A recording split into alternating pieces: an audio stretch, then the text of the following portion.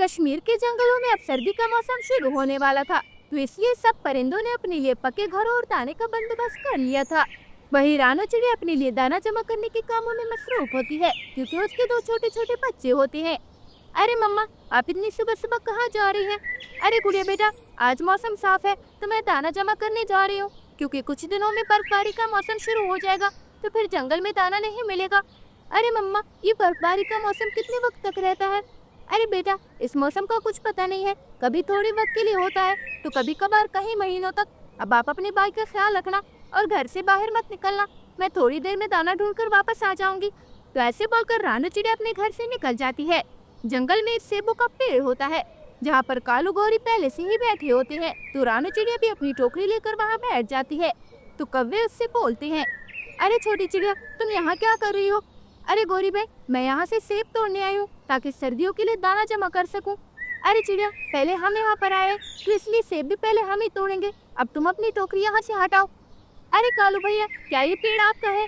नहीं ना, तो आप मुझे ऐसे सेब तोड़ने से मना नहीं कर सकते। मुझे तो आपके सेब तोड़ने से कोई तकलीफ नहीं है, हम दोनों एक साथ भी सेब तोड़ सकते हैं। रानो चिड़िया इतना बोलती ही है कि गौरी कभी उस पर भड़क जाती है। अरे छोटी चिड़िया, तुम्हें एक बार में बात समझ नहीं आती क्या? यहाँ पर पहले हम आए हैं तो सेब भी पहले हम ही तोड़ेंगे, अब चलो भागो यहाँ से। तो ऐसे गौरी कवि की बातें सुनकर रानो चिड़िया बहुत टहल जाती है और दूसरे पेड़ पर जाकर बैठ जाती है। उधर कालू गौरी जल्दी जल्दी अपनी टोकरियां सेबों से भर लेते हैं और फिर रानो चिड़िया के पास आकर उससे बोलते हैं, अरे छोटी चिड़िया, अब हम जा रहे हैं तो तुम आराम से अपनी टोकरियां सेबों से भर सकती हो। तो ऐसे बोलकर वो कौवे अपनी सेबों से भरी हुई टोकरियां लेकर वहाँ से चले जाते हैं। इतने में रानो चिड़िया जब सेब के पेड़ पर आती है तो वहाँ पर सारा पेड़ खाली होता है, क्योंकि कौवे सारे सेब तोड़ कर ले जाते हैं। अरे ये लालची कौवे तो सारे सेब तोड़ कर ले गए, अब क्या मैं पत्तों से अपनी टोकरी भरूं? अब मुझे दाना ढूंढने के लिए कहीं और जाना पड़ेगा। तो ऐसे बोलकर रानो चिड़िया अपनी टोकरी उठाती है और दूसरे जंगल की तरफ निकल जाती है। वहीं कौवे अपनी टोकरियां घोंसले के पास रख देती हैं और जल्दी से कबूतर के पास आ जाते हैं। अरे कबूतर दोस्त, मुझे कोई ऐसे परिंदे के बारे में बताओ जो घर बनाना अच्छे से जानता हो। मुझे सर्दियों के लिए एक नया और मजबूत घर बनवाना है। अरे कबू, मैं एक चिड़िया को जानता हूँ, वो बहुत सुंदर और मजबूत घर बनाती है। अच्छा, अगर ऐसी बात है तो जल्दी से हमें उस चिड़िया का पता बता दो, हम उसके घर जाकर उससे बात करते हैं। वो चिड़िया एक बड़े से दरख्त पर रहती है, तुम यहाँ से सीधा जाओगे तो तुम्हें उसका घर मिल जाएगा। तो ऐसे वो कभी वहाँ से निकल जाते हैं और रानो चिड़िया के घर आ जाते हैं। वहाँ वो उसके दरवाजे पर दस्तक देती है। घर के अंदर बैठी चिड़िया जब आवाज सुनती है तो जल्दी से बाहर आ जाती है। वो तो दोनों कौवों को देखकर बहुत हैरान हो जाती है। अरे तुम दोनों तो वही कौवे हो जो मुझे सेब के पेड़ पर मिले थे, बताओ तुम यहाँ क्या करने आए हो? अरे चिड़िया, हमें कबूतर ने तुम्हारे बारे में बताया कि तुम्हें बहुत सुंदर और मजबूत घर बनाना आता है, तो हम चाहते हैं कि तुम हमारे लिए एक घर बना दो। हाँ, मुझे घर बनाना अच्छे से आता है, पर अभी मैं ये काम नहीं कर सकती क्योंकि मुझे मेरे बच्चों के लिए दाना जमा करना है। अरे नहीं नहीं चिड़िया बहन, आप ऐसे मना ना करें, वरना हम इस सर्दी के मौसम में मर जाएंगे। अरे गोरी कभी, अगर मैंने दाना जमा नहीं किया तो मेरे छोटे छोटे बच्चे भूख से मर जाएंगे। अरे चिड़िया बहन, आप इसकी फिक्र मत करें, मैं आपको पूरी एक टोकरी सेबों से भरी हुई दूंगी, पर आप घर बनाने से मना मत करें। गोरी कवि की बात सुनकर तो रानो चिड़िया अपने मन में सोचती है, अरे मैंने थोड़ा बहुत दाना तो पहले ही जमा कर लिया है, अगर एक टोकरी सेबों की मिल जाए तो मेरे पास दाने की कमी नहीं होगी। मैं एक काम करती हूँ, घर बनाने के लिए हाँ कर देती हूँ। अरे चिड़िया, ऐसे चुपचाप क्यों खड़ी हो, कुछ तो बोलो। ठीक है कभी बहन, मैं आपका घर बनाने के लिए तैयार हूँ, कल सुबह मैं अपना काम शुरू कर दूंगी। तो ठीक है चिड़िया बहन, मैं कल सुबह आपको लेने आ जाऊंगा। तो ऐसे बोलकर कभी वहाँ से चले जाते हैं और रानो चिड़िया भी खुश होती है। रात को लग जाती है और अगली सुबह हो जाती है। कालू कौवा तो सुबह सुबह रानो चिड़िया को लेने आ जाता है। फिर रानो चिड़िया उसके साथ वहाँ आ जाती है जहाँ वो अपने लिए नया घर बनाना चाहती है। अरे कबू, बताओ कहाँ बनाना है तुम्हारा नया घर? तुम जल्दी से मुझे जगह बता दो ताकि मैं अपना काम शुरू कर सकूं। अरे चिड़िया, तुम हमारा घर इसी पेड़ पर बना दो, ये पेड़ बड़ा और मजबूत है, आसानी से टूटेगा नहीं। ऐसे कौवों की सारी बात सुनने के बाद रानो चिड़िया अपने काम पर लग जाती है। वो पहले बहुत सारी लकड़ी इकट्ठी करती है और फिर घर बनाने का काम शुरू करती है। गोरी कवि तो सारा दिन वहाँ बैठी रहती है। ऐसे देखती ही देखती 2 हफ्ते गुजर जाते हैं और रानो चिड़िया उनके लिए एक बड़ा और मजबूत घर बना लेती है। ये देखिए गौरी भाई, मैंने सर्दियाँ शुरू होने से पहले ही आपका घर बना दिया है। ये घर बहुत मजबूत है और आसानी से टूटेगा भी नहीं। हाँ चिड़िया, तुम कह तो ठीक रही हो, घर तो बड़ा सुंदर और मजबूत बनाया है तुमने।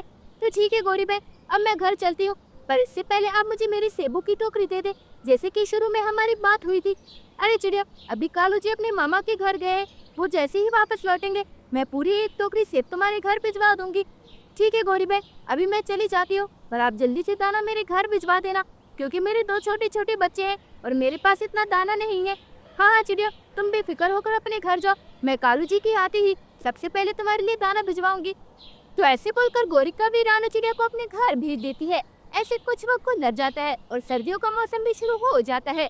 सारे जंगल में हर तरफ बर्फ ही बर्फ पड़ी होती है। रानू चिड़िया तो अभी तक कालू कभी के इंतजार में होती है कि कब वो इसके लिए सेबों से भरी हुई टोकरी लेकर आएगा।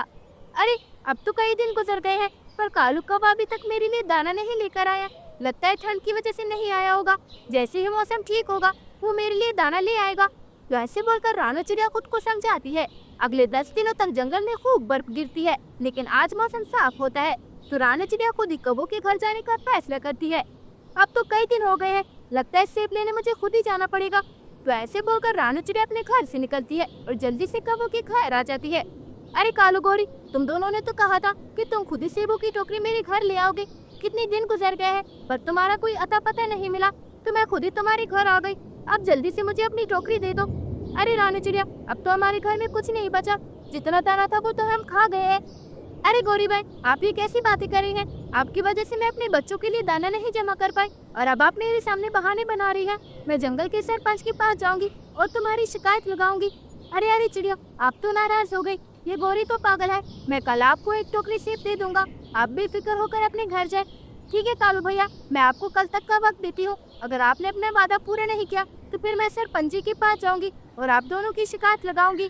तो ऐसे बोलकर रानू चिड़िया वहाँ से निकल जाती है और अपने घर आ जाती है।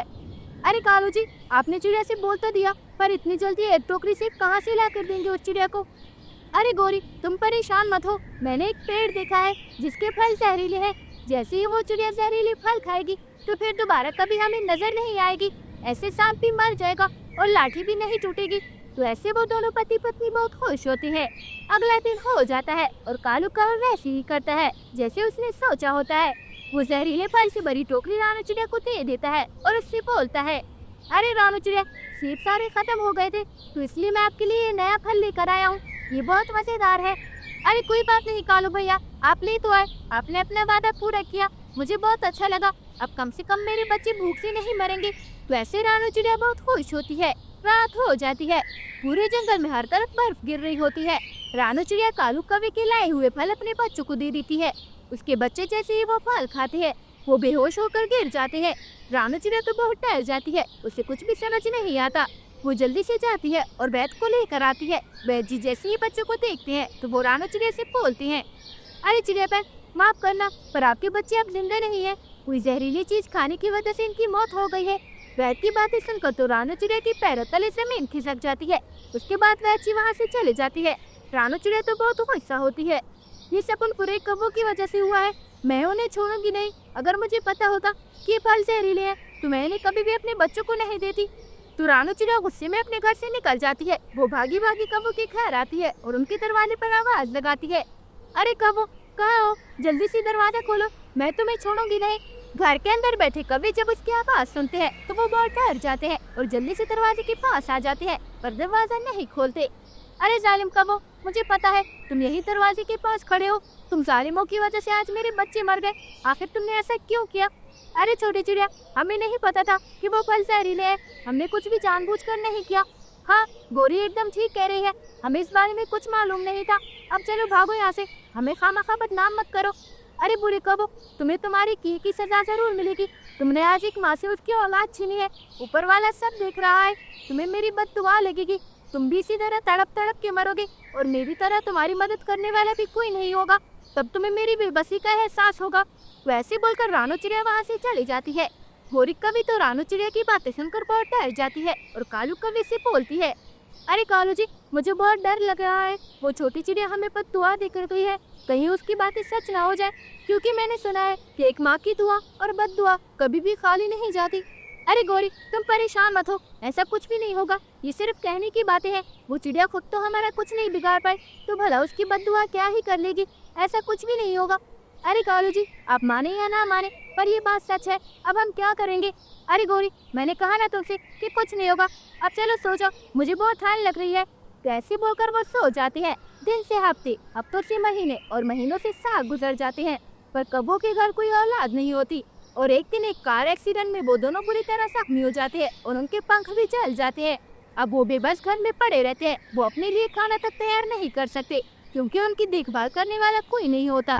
तो प्यारे दोस्तों, इस कहानी से हमें ये सीख मिलती है कि कभी भी किसी का बुरा करके या किसी की बद्दुआ लेकर हम अपनी जिंदगी में कामयाबी हासिल नहीं कर सकते, क्योंकि जो दूसरों का सुकून छीन लेता है वो खुद भी कभी खुश नहीं रह पाता। अगर आपको मेरी ये वीडियो पसंद आई हो तो प्लीज़ लाइक, शेयर और सब्सक्राइब करके बेल आइकन के बटन को दबाना मत भूलिएगा। और हाँ, कमेंट भी ज़रूर कीजिएगा। धन्यवाद।